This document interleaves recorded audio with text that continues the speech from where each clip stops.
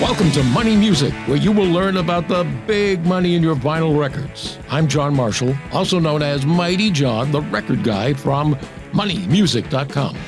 With me is the man who personally knows many of the icons in rock and roll, the man, the myth, the legend, the Elvis impersonator, and legendary lawyer, Derry Rundlett. Well, thank you. Coming from a legend himself who inducted in the Maine Broadcasters Hall of Fame, that's a great compliment. Thank you. I look forward to this show. Now, as an Elvis impersonator, did women have to throw their underwear at you? Never. Never? No. Well, wait a second. One day at a nursing home, somebody did toss me a sweater.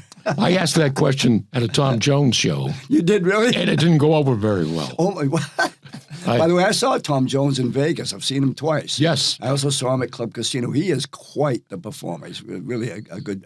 Very nice guy. He's not that tall, though. You know. No, that's true. With those lifts in his heels. Oh, yeah. I know. Yeah, he's about 5'1", but he looked 5'8" when I saw him. And so I emceed the show at the University of Maine back in the 1990s. Oh, yes. Yeah. And did you meet him? Yes. Oh, good for you. Yeah, very nice guy. And so they said, go out and tell people there's no recordings of any kind, no photographs of any kind. And it wasn't the usual audience that I was used to at rock and roll concerts. Right. They were not young and freaky people. These were stodgy, upper crust. You know what I mean? People. Yeah. So I got out there and reminded them, no recordings, no pictures, and you ladies in the front row, don't throw your underwear. And they were aghast. Of course. And I thought, well, wait a minute. That happens at Tom Jones shows all the time. But apparently, I shouldn't have done that. Yeah, well, I think it's pretty cool that you did. Yeah. I wish I'd been there. All right, now at the end of the show, we will tell you how you can get the values for every Elvis, every Beatles record, absolutely free, no purchase necessary. Over 2,000 Elvis and Beatle records are on the list. Now, the podcast is not just for record collectors, but for everyone who seeks out treasures at yard sales and flea markets and estate sales and thrift stores, and maybe in your parents' record collection. Or who listens to rock and roll. Yeah. Now, plus, at the end of today's countdown, we are going to tell you how you can receive free record appraisals from our podcast. Oh, that's fantastic, Okay. Mighty John. Now, before we begin, I have to make another correction. I said on a previous podcast that Tom Petty had sold over 800 million records.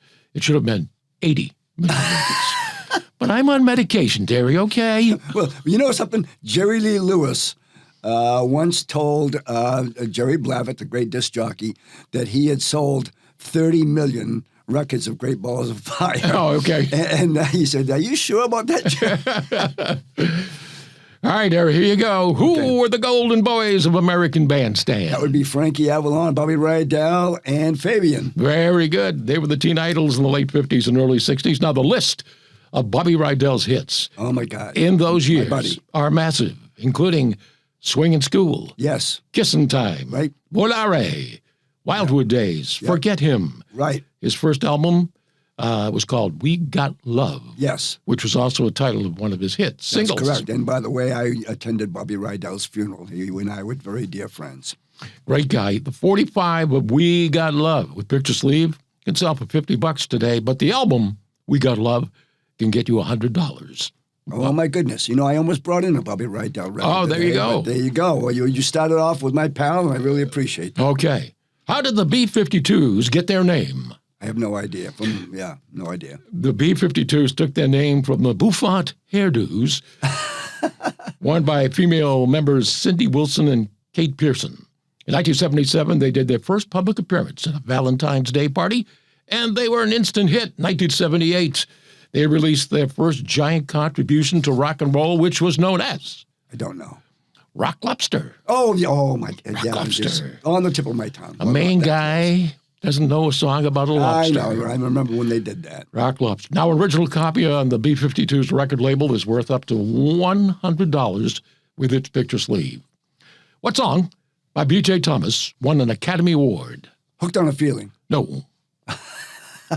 From the movie Billy and Sue. That's a great song. You never hear that Yes, anymore. I know. It's great. The Academy Award winner is from the movie Butch Cassidy and the Sundance Kid. Oh, it would be Raindrops Are Falling on My Head. There you go. There you go. All Yeah, right. that was a great song and a great show. Okay. Now, he only had one, the song, which was not only a number one hit on Billboard, but also won an Academy Award for Best Original Song.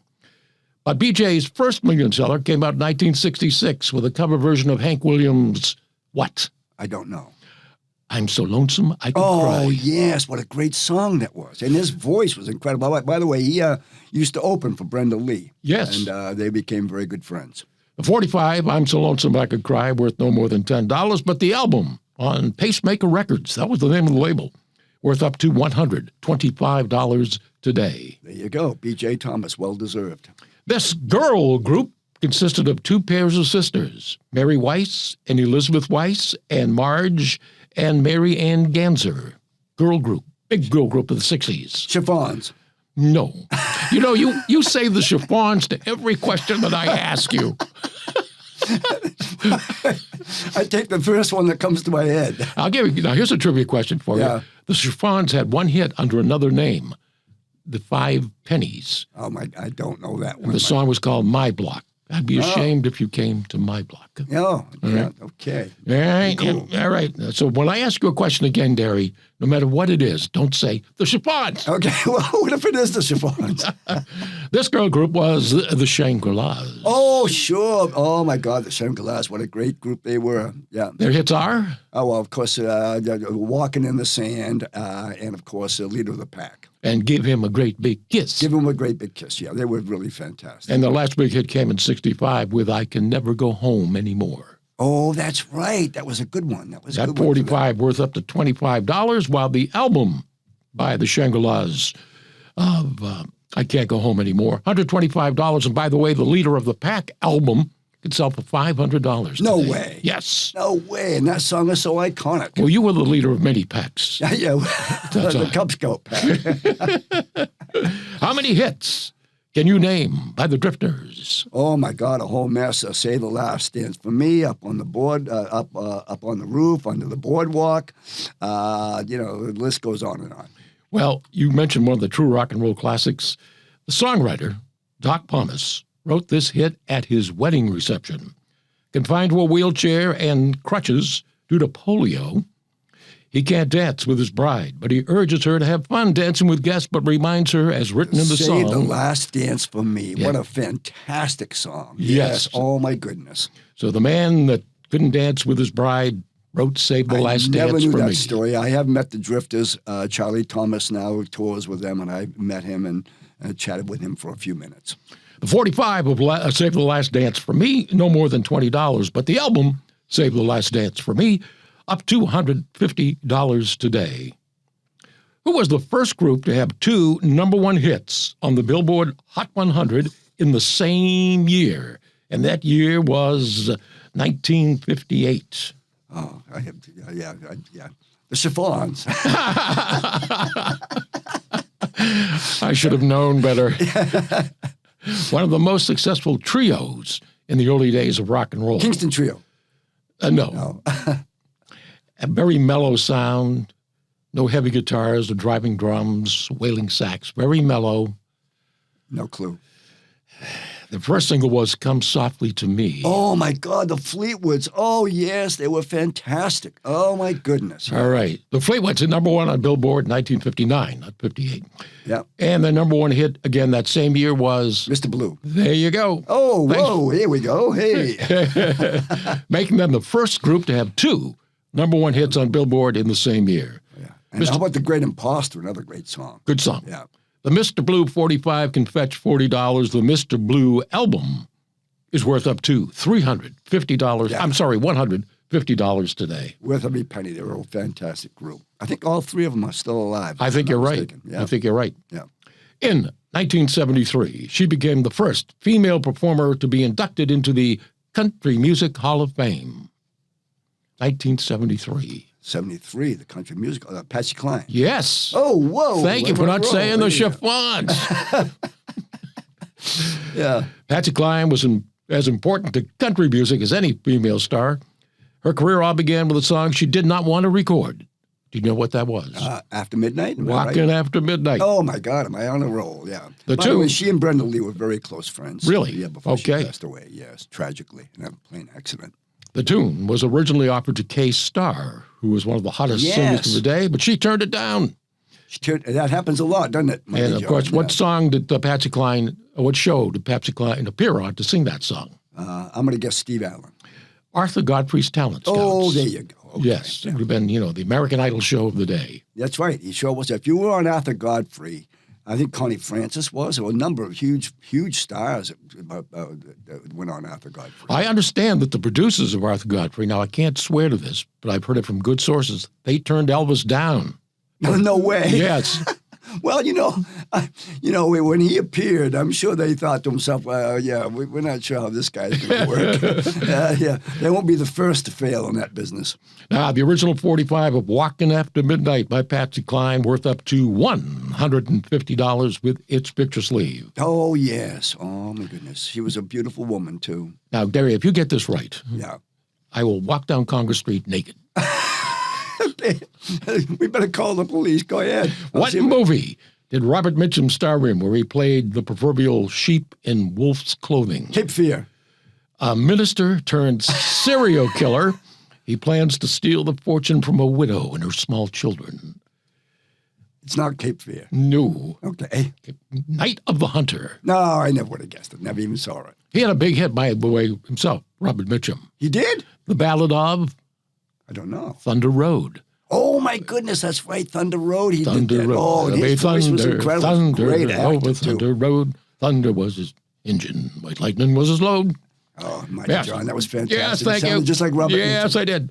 Now, the Night of the Hunter soundtrack can get you $200 today. Whoa. So, of all the Beach Boys 45s, which one can get you $350? Surfing USA. I know. No. God only knows. No. Okay, well, I'm done. It's one of their lesser-known 45s. Okay. It's called Cool, Cool Water. Never heard it in my life. It's not the same, Cool, Cool Water. Oh, yeah, yes. It's, Right. it's- The Western song. yeah, it's a different song. Okay. Originally written by Brian Wilson and Mike Love in the mid-1960s and eventually released as a single in 1971. A copy? Get you $350 today. Well, I want Cool, to throw Cool it Water. I want to throw out a plug for the Beach Boys. I've seen them a number of times in the recent years. And I'm going to tell you, folks, if you want to see a concert that is absolutely off the charts, it's the Beach Boys. Mike Love's the lead singer, is still out there, and the backup people are just fantastic. Go see a Beach Boys concert. In 1972, Deep Purple had a big hit called Smoke on the Water. Yes. The song was about what real-life event? Oh, my goodness. I have no idea. It was about a concert in Switzerland given by Frank Zappa. What? Where the venue went up in flames, seriously injuring him. And you're laughing about Frank No, getting I'm not hurt. laughing about it. I just can't believe it. The trivia you got stored up there. Now, Frank Zappa wrote in a variety of styles that he Oh, Mother's exemplified. Invention, sure. Yes, with the Mothers in solo albums like Hot Rats, Yep. Lumpy Gravy, and Freak Out. We're only in it for the money. Yeah. With the Mothers of Invention. And Zappa was inducted into the Rock and Roll Hall of Fame in 1995. His concept album, Cruising with Reuben and the Jets. Did you know that album? I did not know that album. Showed his love of 1950s music. Yes. So yeah. I would have thought you Yeah. being, Well, You know. I liked Frank Zappa. He was quite a character. well, Cruising with Reuben and the Jets can get you to $100. There was a 45 from the album called Desiree, and that can get you $400 today. Desiree, not the same one that Neil Diamond did, is it? I don't believe so. No. Okay. No. Here's one for you. Now, if Derry misses this, he has to go home. Yeah. Okay. Okay. I'm ready. I've got my shirt on already. In what year did Elvis make his first public appearance, and what did he sing? I'm going to say a 56. Don't be cruel. Don't slam the door on your way out, Derry. No, 55 probably. Come on. Okay. 1945. 10-year-old Elvis makes his first public appearance at a talent show at the Mississippi-Alabama Derry Show. And he does Old Shep. He does Old Shep, and he wins second place. That's right. Yes. But I'll tell you something. You really stumped me on that one because you went really deep on that one. I think that's not so fair. Well, you knew Old Shep, so come on. Yeah, well, okay, so I get half your credit, so I can stay here another half hour. Okay, go ahead. How much of the prize money did Elvis get? Oh, I'm going to guess $10. $5. Oh, well, okay, I'm only $5. And free admissions to all the rides at the fair. Oh, yes. By the way, and of course, we know that he used to rent out amusement parks. He'd take his entourage over there, and they'd have a whole amusement park, roller coasters to themselves, merry-go-rounds, everything. Now, Old Shep was later recorded on the 1956 album Elvis, which can sell for $500 today. Really? Yes. Yeah. You got that? No, I don't. Okay. But I did bring in an Elvis record today to be evaluated by you. Well, we can't wait to see what it is. Yeah, I bet. Now, at his concerts in the 1970s, what girl group was the backup singers? Oh, my goodness. I'm going to go The Blossoms, something like that. Well, Cissy Houston, mother of Whitney, was in it. Oh, yes, that's right. Yes, because I've been watching a biography about Whitney Houston on Netflix. Yes. During the 60s, they were in tremendous demand as backup singers on several records by Wilson Pickett, Dionne Warwick, Aretha Franklin. Yeah. However, they are best known as Elvis's backup singers in the 1970s on his records and at his concerts. Right. They are not the Chiffons. No. Go ahead. The Sweet Inspirations. Oh, never would have guessed it. You didn't know? No, didn't know that was their name. Sweet Inspirations. I do remember seeing them in their videos, and they were a very important part of his concert. And he used to have jokes with them, private jokes. He'd say something, and they'd all laugh, and it was pretty cool to watch. Yes, he always told them, I can have the Supremes replace you at any time. Yeah, that's right. Yes. Yeah, stuff like that, yeah. Now, the Sweet Inspirations album from 1979 can get you $750 today. Oh, wow. So, jeez. What band? Again, I'll take my clothes off and run down Congress Street if you get this right. The vision is really too much for me, Mighty John. What band has been called the most popular rock and roll band of the 90s? Most popular rock and roll band of the 90s. I'm going to go Nelson.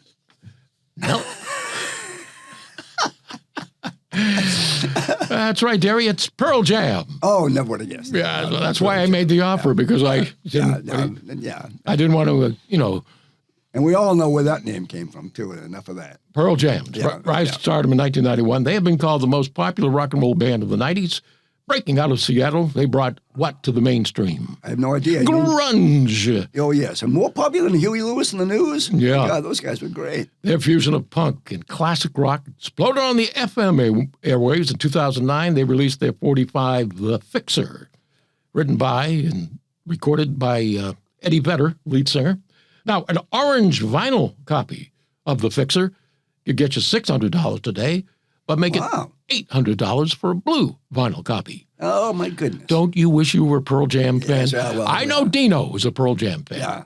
Big Pearl Jam fan. Do you have that? I do not have the blue copy. Do you have the orange copy? I don't. Well, You have any copy? I'm worse than Derry. that's Okay. okay. Which star from Gilligan's Island has an album worth $850? Don't tell me what's his name. Krebs there. What's his name? Maynard John G. Denver, Krebs. Bob Yeah. Denver. No. Bob? No. Don't know. Jim Backus. Think of Ginger. Oh, my goodness. Yeah. Which is always your favorite? That's the big question on Gilligan's Island. And who's Ginger? What's her real name? I have no idea. Tina Louise. No, I didn't know that. You didn't know that? No, my goodness. Of all the actresses of her generation, many guys would have picked Tina Louise to be stranded on that desert island with Bob Denver and the crew. Yeah. So her 1957 album, Her Portrait in Music, is worth up to $700 today. Her 1958 album, It's Time for Tina, now worth up to $850. And I want to chime in by saying that my wife and I, whenever we went on bus tours, we'd go, a 3-hour tour. Did you have to say that? Yeah, I did. I had to put that in there for my wife. A 3-hour tour. There we go, 3-hour tour. I can't imagine what it would be like to be a 3-hour tour with you. But Yeah, it was. Ask her. more Beach Boys. How much is the Beach Boys 45 When I Grow Up to Be a Man, something you've been wanting to do for years, Yes, still trying. is worth? $100. Keep going. Nope. 200? More. No way. In 1964, the Beach Boys hit the top 10 with When I Grow Up to Be a Man. Good song. Black vinyl copy up to $30. But there are red vinyl copies. Current value up to $3,500 today. What?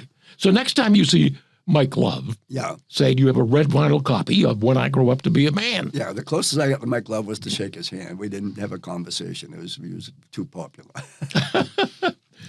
What single is considered by most historians as the first rock and roll record recorded at Sun Studios by Sam Phillips? First rock and roll record. I am. Yeah, you didn't want to say any of the Elvis records, but it's not. Go No, ahead. Ike Turner on piano. No way. Yeah. Yes, it's called Rocket 88. Oh my goodness. Yeah. Rocket 88, May 12th, 1951. They recorded that. Most rock historians consider it to be the first rock and roll record. Really? Yes, Rocket 88. Rocket 88. Even before Bill Haley's Rock Around the Clock. I mean, That was 55. Yeah. Right. This was 51. My goodness. So back in 1951, I wouldn't have guessed that they were doing rock and roll that early. Yep. Absolutely not. Yep. Those And were the days of Davy Crockett and Mitch Miller and stuff like that. yes, Derry. Mitch Miller. Yeah. We discussed him earlier, and not too fondly. Sax player and lead singer Jackie Brenston and his band, the Delta Cats, are given all the credit, but in reality, the band is the kings of rhythm with 19-year-old Ike Turner on piano. 45 could sell for $5,000 today. Unbelievable. What supergroup is best known for the Christmas classic, Please Come Home for Christmas? Oh, what supergroup? Please come home for Christmas. A supergroup of the 70s and 80s. 70s and 80s. Yeah, I'm out. The Eagles. Oh, no way. Yes. Yeah. Now, Charles Brown was a blues artist best known for hits like Merry Christmas Baby and Driftin' Blues. Among those naming him as being an influence on them were Ray Charles, Ivory Joe Hunter, Percy Mayfield, and his million seller, Please Come Home for Christmas in 1960, would become a hit 20 years later for the Eagles and a perennial holiday favorite, along with Rockin' Around a Hippopotamus for Christmas. Rocking Around the Christmas Tree by my dear friend Brenda Lee, who just turned 80 this past week, by the way, ladies and gentlemen. of this Happy audience. birthday, Brenda. Happy birthday. His 1952 album, Mood Music, worth up to $2,000 on black vinyl, $4,000 on red vinyl. Now, did we discuss this before? What is Northern Soul music? Northern Soul. That genre of rock and roll, known as Northern Soul. I have no idea. What are you talking about? Northern Soul is a term used to denote an unusually obscure record from the 60s and 70s. Several years ago, in the northern part of England, there developed a desire for soul records released in the U.S., thus the term Northern Soul. It is among the most collectible genres of vinyl records. They continue to fetch big bucks. 1976, Lookout Records released the 45, She's Gone, by the Hamilton Movement. What? A copy can get you $4,000 today. Oh, my goodness. Margaret Little's Love Will Find a Way, released on Genebro Records in 1960, now worth up to $8,000. You've got to be kidding me. So those This is- obscure Yeah. Northern Soul records, which you have never heard of, Right. are worth a lot of money. And they're on my price guide called Records You Should Know About. Yes. And where is it available, Derry? It's on moneymusic.com. Thank you, Derry. Yeah, okay. Now, before we get to number one on today's countdown, we are going to tell you how you can get free record appraisals from me. Please limit your list to 3 records so we can give as many people as possible the chance to get free appraisals. Just email your list to mightyjohn1971@gmail.com, and it's also on my website, moneymusic.com. That's the email address, mightyjohn1971@gmail. Put podcast appraisals in the subject line. List the title of the song, the recording artist, and the record company, such as RCA, Capitol, Decca, Columbia, etc.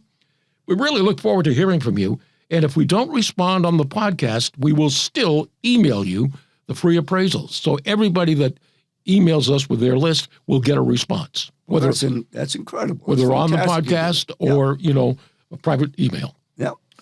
Now, I see you have some. I do. I have the album of the week for you to appraise because it's Christmas time here in Maine. I'm going to be performing Elvis. If it's Christmas time here in Maine, it's Christmas time everywhere. Derek. Well, but especially in Maine. Okay. I'm going to be doing Elvis at my wife's nursing home, and I'll be using this album, which is called the Elvis Christmas Album, with his big hits, Blue Christmas, all the great songs, Santa Claus is back in town, and my favorite, Santa Bring My Baby Back to Me. So, Mighty John, what is this album worth? Well, I believe, Derry, and I'm not completely. Oh, yes. You brought this in once before. I did? While you're up at the nursing home, Derry, check yourself in. Check myself in. I forget I brought that. This is a reissue. Well, it is? Yes. Okay. So, $25 on a good day. Okay, well, I'm going to tell you something while you're wrong. I'm wrong. Yeah. What you didn't notice is that on this particular one that I brought in, Yes. the word Christmas is misspelled. They left out the T. You noticed that they left out the T there. C-H-O. I see the T. No. I tried to white it out. Okay. I promise I won't bring that one in again. Okay, now, what is the most valuable 45 by the Beatles? Oh, boy. If you get this right, Derry. Yeah, I know what you're going to do. No. Dina will take it down Carter Street. I'll do it. I'm going to say, I'm going to throw out a wild guess, and I'm going to say we can work it out. No. Okay. Any wilder guesses than No. that? That's about as wild as I'm going to go. All right, now this was a record that was sent mostly to radio stations. It was not necessarily a promo 45, but they released it as a special DJ release. What was it? In 1964 on VJ Records. It has Anna on one side. Yes. Good Ask song. Me Why on the flip side. Yes. Now, if you have Ask Me Why with Please Me on the flip side, Right. maybe $100. Right. But if Anna is on the flip side, my granddaughter, Anna, I'm assuming that they recorded it for her, even though she wasn't of course, born. Right, yeah. They thought about her anyway. Anna, on the flip side, a copy worth up to $30,000 today. Get out of here. Yes. Oh, my goodness. And of course, Please Me was a big hit. And but if Anna's on the other side, oh, my goodness. Yes. Now, we ask ourselves, how many copies are out there? I'm going to guess, 4 or something? Well, no. I mean, you figure 1964. Yep. How many radio stations were playing the Beatles at that time? God, every station in the world. Well, I think there were 5,000 AM radio stations. Oh, my goodness. At that time. 5,000? So there were probably at least 2,000 to 2,500, or music stations. And so people should be checking their records right this minute. They might have it's very possible. that they would If have you one. got it, won into the contest, or you had a DJ friend that gave you a Yes. copy, or if you are a DJ, Oh, my goodness. looking to make a few bucks, here it Oh, is. that was wicked fun to hear that one. I'll tell Anna, you. $30,000. Now remember, you can find the values for all your records at moneymusic.com. And if you email me, we will send you the values for every Elvis and every Beatles record for free. No purchase necessary. Over 2,000 Elvis and Beatle records are on the list. Just state in your email that you heard the podcast. And if you want to say you liked me on the podcast, but not too sure about Derry, that's okay too. Yeah, that's okay. My email address again, mightyjohn1971 at gmail, or you'll always find it on the homepage at moneymusic.com. Go, Mighty John, go!